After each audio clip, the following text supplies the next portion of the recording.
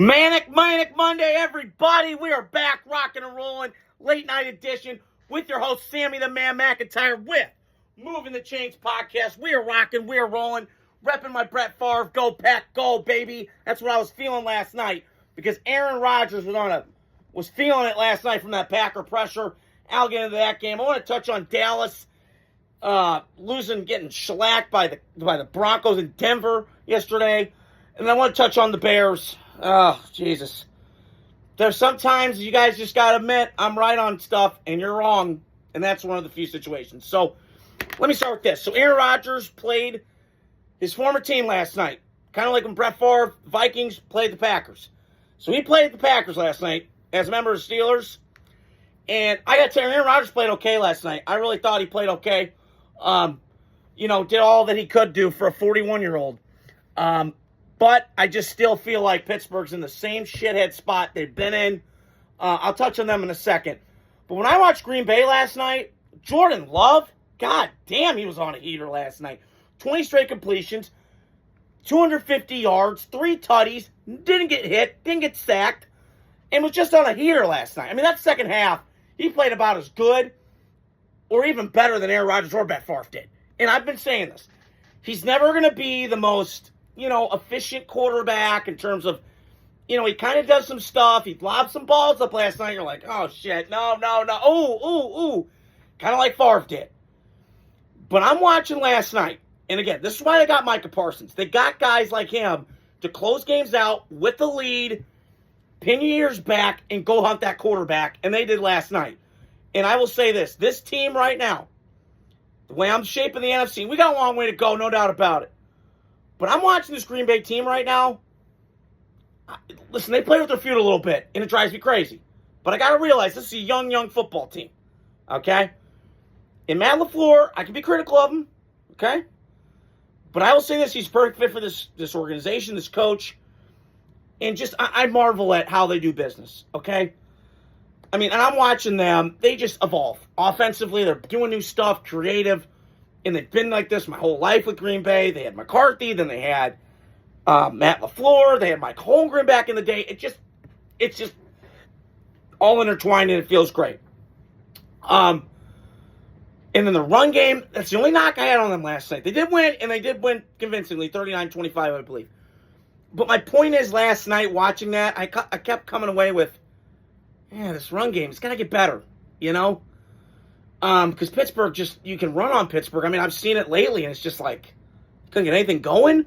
And this Green Bay offensive line, it's good, but they were without Zach Tom last night. They, it doesn't feel like the old Green Bay offensive line. It's still good, and I'm not knocking it. They draft and develop it as well as everybody, probably them or New England, I've said in the last 20 years. But it's not like you got Shaq Clifton or, I can't think of David Bakhtiari out there. You know what I'm saying? It's not that offensive line. But it was very good last night. They pass protected really well. Run blocking, got to get a little better. Josh Jacobs had some trouble running there. But I will say this. I was very impressed by Green Bay last night. They beat up on Pittsburgh. And great win for Green Bay. I was very impressed by them. This is a Super Bowl contending team. I mean, I look in the NFC right now. I'm looking at the percentage of who's winning. I was at my brother's birthday dinner tonight at Beer and Barrel, and I'm watching on the TV, and they have the percentages, and it comes down to Detroit and Green Bay right now. And I go back to my notes, and once again, I make this predictions. I'm kind of right on this, and sorry, I'm trying to look here. I keep getting stuck here. But I did. I said it before the year, man. I just have a belief in a thing with Green Bay that just makes me go, yep, they're it. And they are it. And they are very well coached, well focused. Sorry, I'm struggling here to find it. But man, I mean, listen, I predicted them before the year, and I'll do it again. I mean, this team is really good. They're well constructed. I have to go back and look. I'm wasting so much time here. But my point is, I just have a belief. And Green Bay is going to be right down the middle with Detroit. I would still take Detroit just by a hair. In terms of roster, I think they have more elite players. in Detroit, high end. But I still think Green Bay, they're going to be right down the thick of this to win the NFC. To win that division.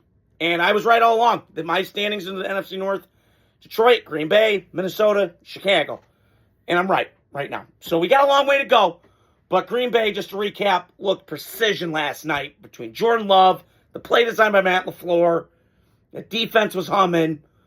It just was fantastic. Let me start with Pittsburgh. So, listen, I don't want to shit all on Aaron Rodgers last night because I know I've been critical of him the last couple of years, doing some weird stuff with the mushrooms and all that. Whatever, personal stuff aside. He's one of my favorite quarterbacks of all time. Okay? The way he throws the football, it's poetry in motion. It's like watching cinema.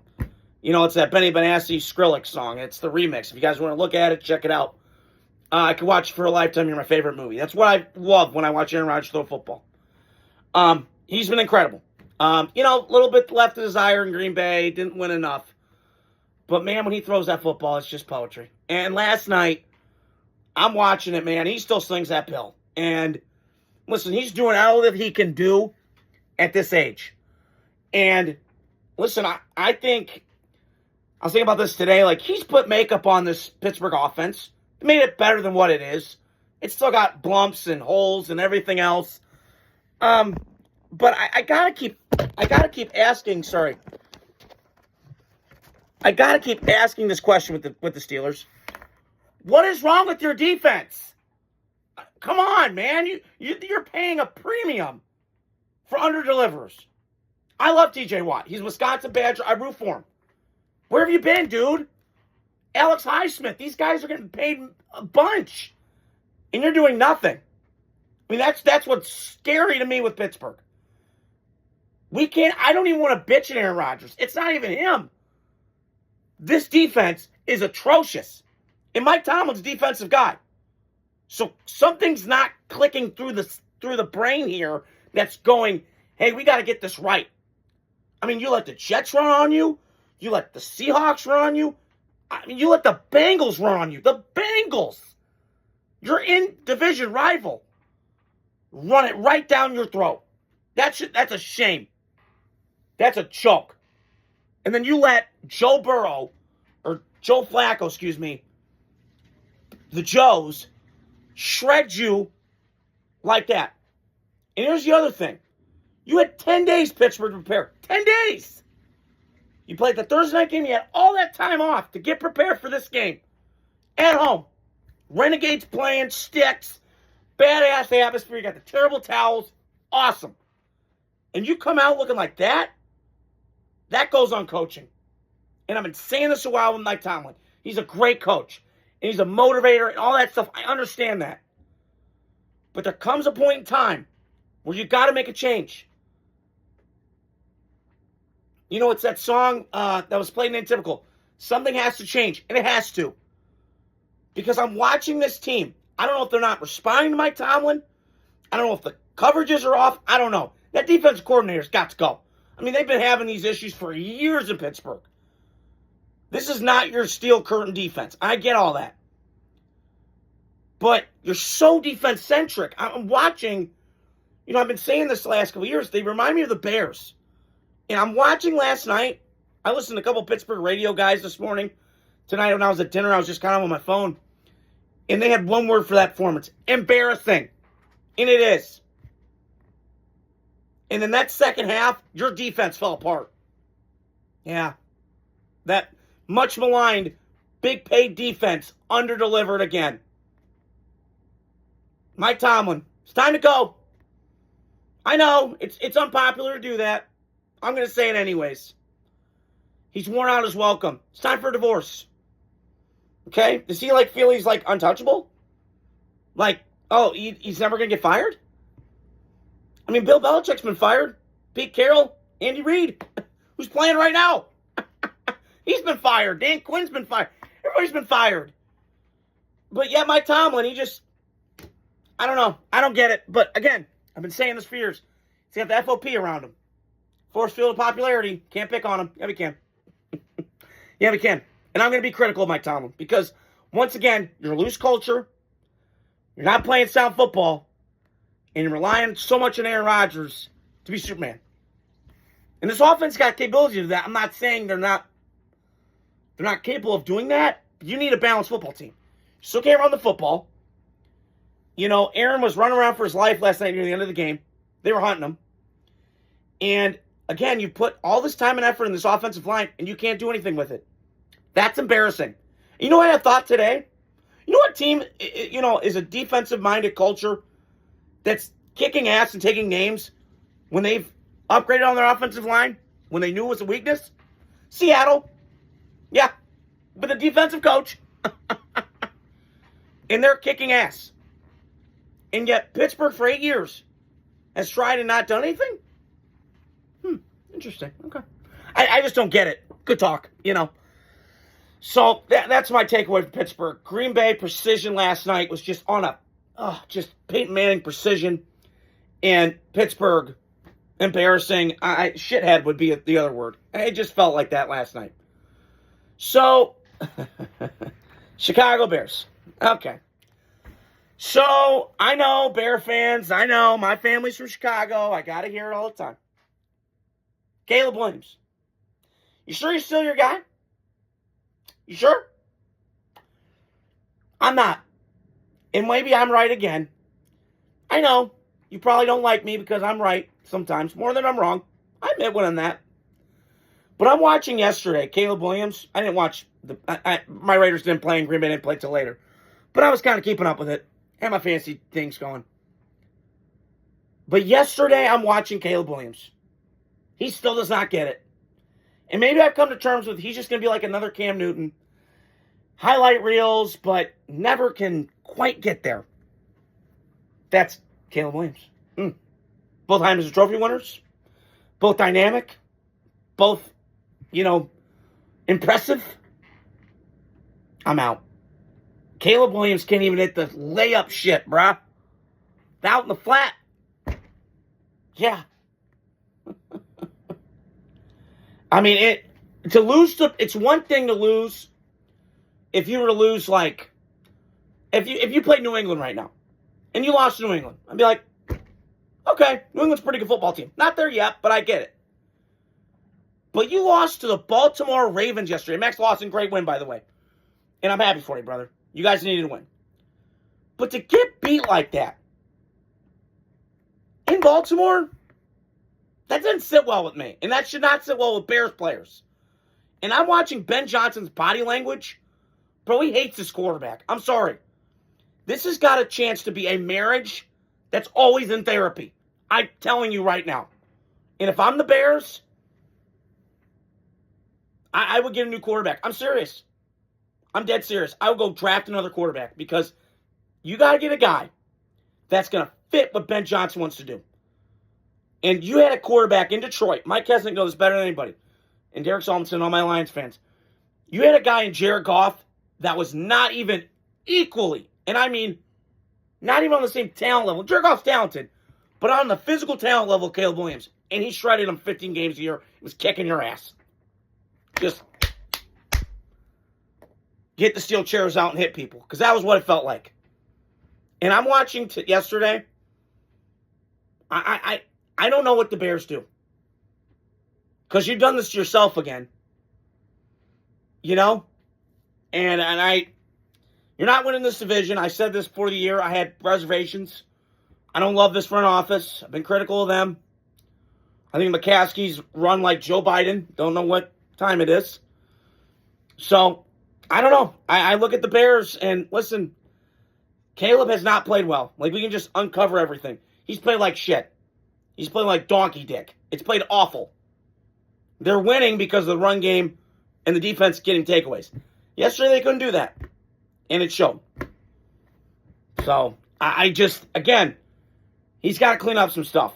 But I don't know if he ever will. I think he is who he is. If he proves me wrong, proves me wrong. But once again, I'm right again. Because I saw this in college. You can't be running around doing all that shit. You got to play within the confine of an offense. And then every once in a while, you can do Superman stuff. Josh Allen, Mahomes, Herbert. Comes naturally. Okay, so last game I wanted to touch on was Denver just absolutely curb-stomping Dallas again in the series. The Cowboys, fun fact, have not beaten the Broncos since '95. That was when Troy Aikman was playing. Their last Super Bowl appearance, coincidentally. So I'm watching yesterday. And early on, I kind of caught glimpses of it. It was 14-7 Denver. I'm like, whoa, okay, it's going to be a game. Okay. And then I look up and it keeps avalanching. And then I go, no, it's over. Dallas knew it. And I'll say this with the Cowboys. Their offense is not your problem. You can put up points. Dak's playing as good as he can be. He did everything he could yesterday, Dak Prescott. And I've never been the biggest Dak guy. I respect him. I like him. Don't love him. But I'm watching yesterday. Dallas, defensively, they need to go the whole draft on defense. It's a great edge rusher draft. Get corners. Get everything. You can go get linemen later. You got to get defense. And you got to get a new defense coordinator. Because something's not clicking with Matt Eberflus. It's not. I don't know what it is, but I don't know. So, get that prepared because it's going to be like this all season. And I want to flip over to Denver. I'm terrified when the Raiders play. Now, I know Pat Surtain's out. That's a huge blow. Huge loss. He's a beast. Okay, best corner in football. Him and Stingley probably won too. Now, the good news is he's out 4 to 6 weeks. It's okay. But if it would have been out for longer, it takes a huge blow to Denver. So, Denver's going to be okay. Bo Nix looks really good, really impressive. Sharp kid. I got it. So, here we go. So, Dallas is going to be Dallas. Shootoutville all year, brother. And then the Broncos just keep impressing me. I hate saying it, and it pains me. But I'm rolling with the Cowboys. They look impressive. Broncos, excuse me. And, yeah. So, that's all I want to touch on here tonight. Stay tuned. I got the post-game reaction tomorrow for the Chiefs and Redskin game. So I'll give you guys that. And then stay tuned throughout the week. I got my content coming. Great weekend of college football. Hope you guys are doing well. Adios. Godspeed.